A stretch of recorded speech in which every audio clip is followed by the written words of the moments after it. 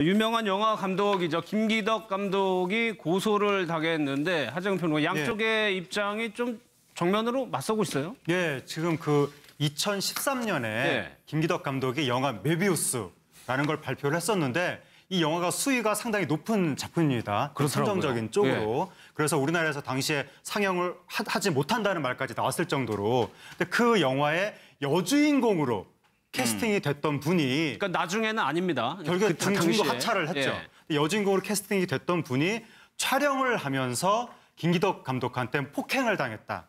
그리고 선정적인 장면을 내가 사전에 그렇게까지 찍을 거라고 설명을 듣지 못한 상태에서 촬영장에서 강요를 당해서 찍었다. 그래서 너무 이것은 내가 할 수 없는 일이어서 중도 하차를 했다고 하는 것이고 그리고 당시에는 여기에 대해서 내가 여배우로서 불이익을 받을까 봐 유명한 감독이고 하니까 문제 제기를 못했지만 올 들어서 난 영화 여배우도 이제는 그만뒀고 이제 뭐 불이익에 대한 염려도 없을 뿐만 아니라 요즘에 영화계나 사회에서 여성의 그런 문제에 대한 경각심이 커졌기 때문에 이런 여론의 흐름도 있고 해서 요번에 그 여성이 문제 제기를 하면서 영화 노조 쪽에서 이걸 이제 중시해가지고 향후 며칠 이내로 이제 그 기자회견을 하겠다 이러고 있는 상황이고 그런데 김기덕 감독 지인 측에서는 폭행이라고 하는 것은 영화 촬영 그 연기 지도 중에 일어난 일이고 그다음에 이 영화 자체가 수위가 굉장히 센 작품인데 사전에 양해가 안 됐다는 게 좀 말이 안 되고 이미 그 공유가 된 상황이었다라고 해명을 하고는 있는데 정확하게 어떻게 진행이 될지는 좀 더 지켜봐야 될 것 같습니다. 그러니까 김남국 선생님, 과거에 일어난 일을 이제 와서 이제 고소를 한 건데 그 이유는 일단 그 여배우, 과거 여배우죠. 설명은 했어요. 그런데 그렇게 오래 지난 일을 지금 입증을 할 수 있느냐가 문제거든요. 사람들은 이제 사실은 이제 증거가 없으면 이게 처벌되지 않는 거 아니냐. 그리고 피해자의 말과 그 피의자, 가해자, 고소를 당한 사람의 말이 좀 다르면은 사실상 처벌이 어려운 것이 아니냐라고 생각하실 수 있지만 지금 피해자 같은 경우에는 폭행과 관련된 부분을 일관되게 진술을 하고 있고 그리고 폭행한 사실이 있었느냐 없었느냐 자체가 문제가 된다라고 하면 사실상 입증이 어려울 텐데 김기덕 영화 감독 같은 경우에는 이 부분과 관련해서 내가 때린 거는 맞다라고 지금 인정을 하고 다만 그 폭행의 의도 자체가 없었다. 그러니까 이것은 영화를 가르치는 그러니까 이렇게 연기를 실제 연기를 해야 된다라는 그런 취지로 했다라고 지금 이야기를 하고 있기 때문에 이 부분과 관련해서 법적인 평가는 분명히 이루어질 수 있을 것으로 보이고요. 이제 뭐 사실은 이제 두 사람의 어떤 진술이나 이런 이야기를 충분히 들어봐야지 알겠지만 김기덕 영화 감독이 서로 이게 본인의 의사에 따라서 영화 지도를 하기 위해서 했다고 하더라도 중요한 것은 그거를 때리는 사람의 의사가 아니라 맞는 사람, 피해자의 의사가 중요합니다. 피해자가 그것을 영화 지도라고 생각하지 않았고 내가 그것에 대해서 동의를 하지 않았는데 말도 없이 상대방이 그냥 동의해주고 당연히 이해해줄 것으로 생각하고 그렇게 폭력적으로 지도를 했다라고 하면 그거는 폭행이 되는 거거든요. 예컨대 우리 학교에서 교육적 목적으로 체벌을 한다라고 하면서 때렸다라고 하지만 그거 다 전부 다 폭력으로 처벌이 되는 겁니다. 그렇기 때문에 이 부분에 대한 것도 그렇게 이해가 되어야 될 거고요.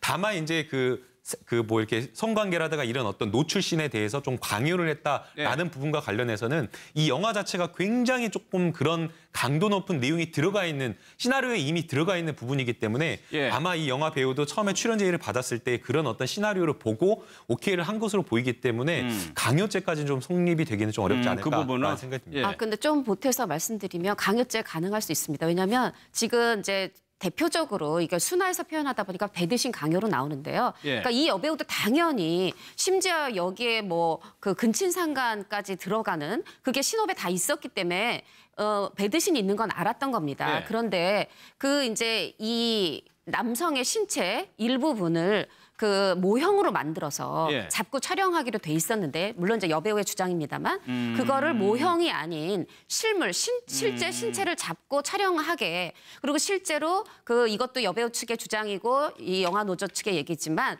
당시 스태프가 보기에도 여배우는 계속 이걸 거부를 하는데 수시간 설득을 해서 결국은 이제 신체 부위를 잡고 촬영하는 촬영이 이루어졌다는 그런 또 증언도 나왔고요.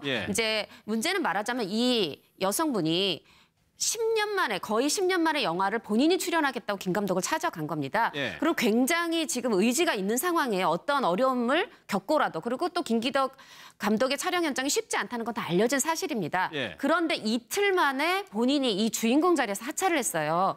그렇다라고 했을 때는 이 여배우가 어떤 이걸 악의적으로 김 감독을 그러니까 하려는 게 아니라 본인이 굉장한 모욕감 그런 걸 느꼈다라는 부분, 저는 이제 그 부분은 좀 말씀드리고 싶습니다. 근데 정작 김기덕 감독은 배드신 찍는 거를 감독임에도 불구하고 못 본다고 얘기를 했네요. 그 얘기도 한번 좀 들어보겠습니다.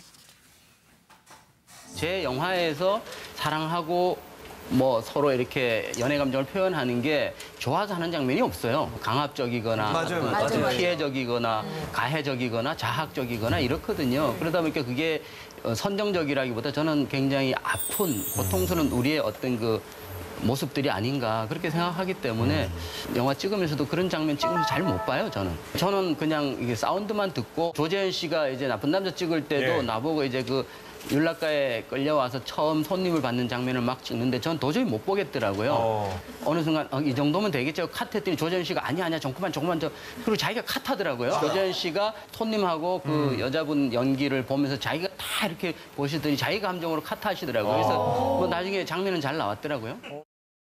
그러니까 김기덕 감독이 얘기한 것처럼 저런 특징을 가지고 있는 거를 글쎄 알았느냐 몰랐냐 더 심했느냐 그 부분은 좀 논란이 있을 것 같은데 이 여배우들의 노출 수위 뭐 공개 범위 이런 것 때문에 과거에도 좀 논란이 계속되고 있어요. 곽현아 씨도. 그렇죠. 그런 논란은 항상 있었고 우리나라 영화계 옛날에 거의 고질병이라고도 했었는데 사실 이런 논란이 최근에는 이제 곽현아 씨라고 개그우먼 출신 배우 이분이 그 논란의 주인공이 됐었는데 2014년에 전망 좋은 집이라는 영화를 이분이 이제 제작을 한 겁니다. 여배우로서.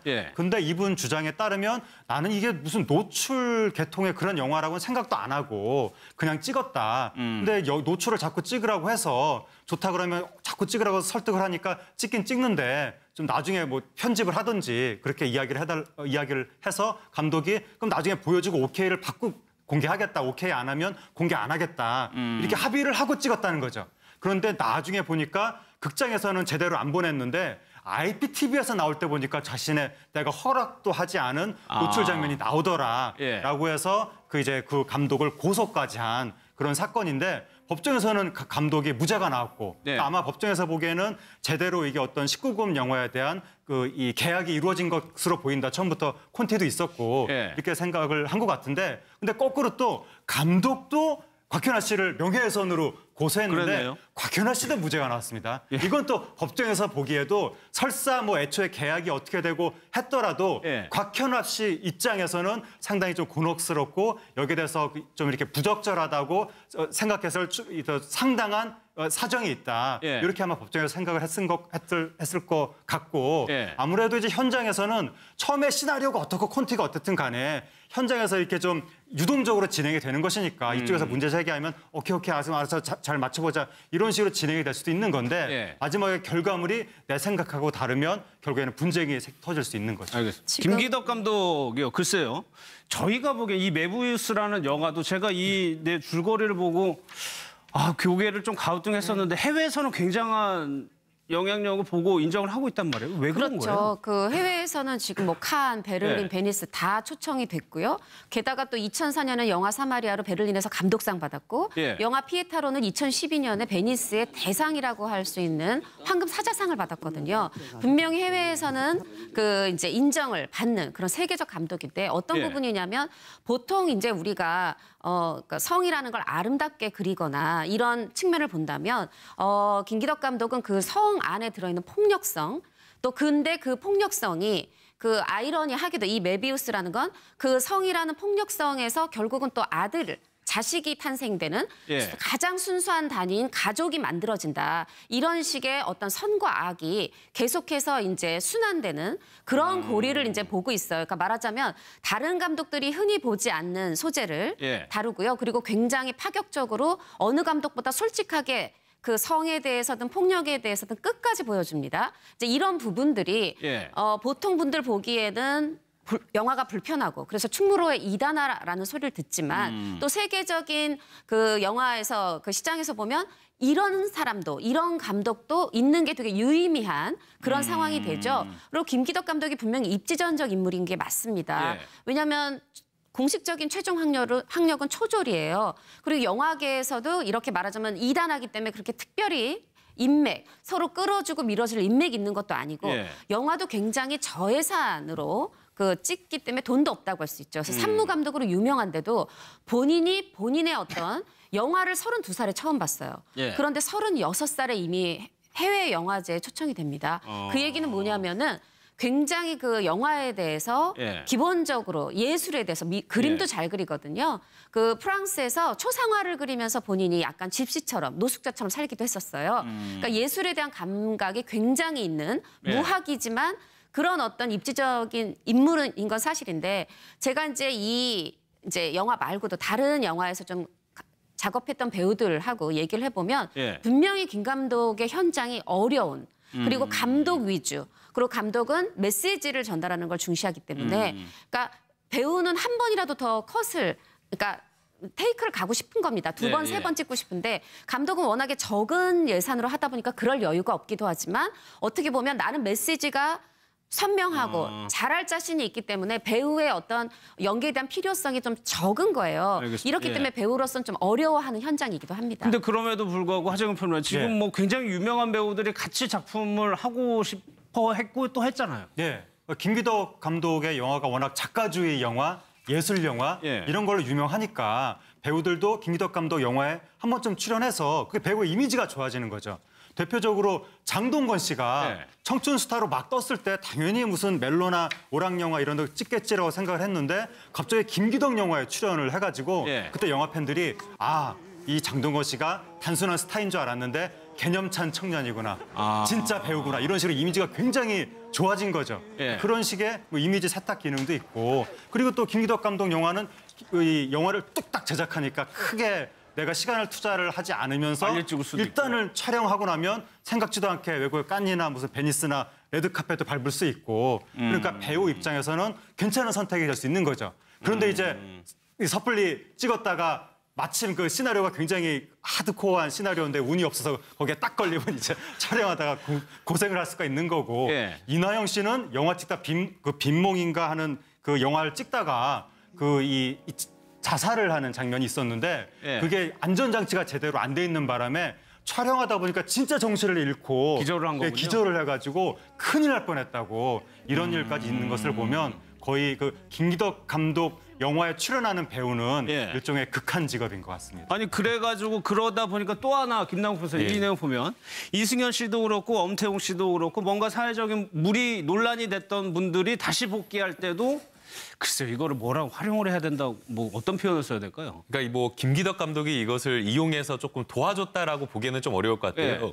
근데 이제 사건 두 가지를 보게 되면 이승현 씨 같은 경우는 굉장히 오래된 일이지만 2004년도에 위안부 이제 화보집을 좀 촬영을 해가지고 그랬죠. 그때 굉장한 논란이 있었습니다. 그래서 사실 당시에 이제 복귀가 조금은 쉽지 않을 거다. 잠정적으로 활동을 조금 중단할 것이 아니냐라고 했는데 같은 해에 김기덕 감독의 빈집이라는 영화에 출연해서 복귀를 예. 하게 됩니다. 또 엄태웅 씨 같은 경우에는 또 사실은 그 성매매 혐의와 관련된 조사를 받았는데 올해 이제 그 포크레인이라고 하는 김기덕 감독의 또 영화를 통해서 이제 복귀를 했는데 이것과 관련해서 사실 이제 어떻게 보면 그 영화 배우들이 뭔가 이렇게 소위 말하는 이렇게 문제가 있었던 영화 배우들이 김기덕 감독의 어려운 영화를 통해서 복귀하는 것이 아니냐라는 이런 시선수도 있겠지만 오히려 저는 김기덕 감독이 영화의 어떤 흥행이나 이런 것들을 고려하지 않고 오직 작품만을 보고 배우들을 선택하는 게 아닌가라는 생각이 듭니다. 네. 사실은 어떤 배우를 선택을 할 때 흥행을 고려할 수밖에 없는 거 아니겠습니까? 그런데 흥행을 고려할 때 배우가 저런 논란을 일으켰던 배우라고 한다면 감독으로서는 당연히 이걸 배제하는 게 맞는데 네. 그것을 배제하지 않는다라고 하는 것은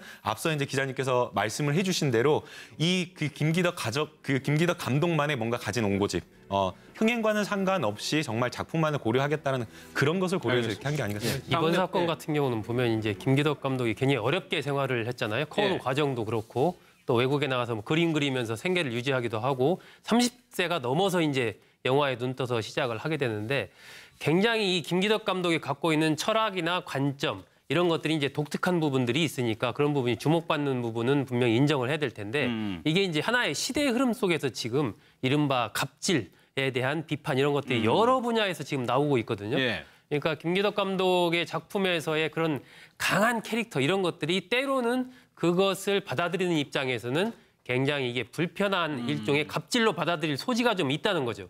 그러니까 그러한 흐름들을 좀 잘 봐야 될 것 같고 그렇죠. 제가 네. 듣는 한 유명 배우도 평소에 이제 굉장히 아마 늘 그래 왔던 것 같아요. 지금까지는 그렇게 막 이 욕설 비슷하게 말을 험하게 하고 막 이랬던 것이 과거에는 그것이 이제 그런 촬영 현장에서 그냥 자연스럽게 받아들여질 수 있었지만 이게 이제 시대가 많이 바뀌다 보니까 지금은 그런 부분들이 굉장히 인격에 대한 모독이라든지 갑질이라든지 이렇게 받아들일 소지가 많다는 거죠. 그러니까 그런 부분들은 김 감독을 포함해서 영화를 만드시는 분들이나 많은 이 방송을 보고 있는 분들이 좀 유념을 해야 될 것 같습니다. 알겠습니다.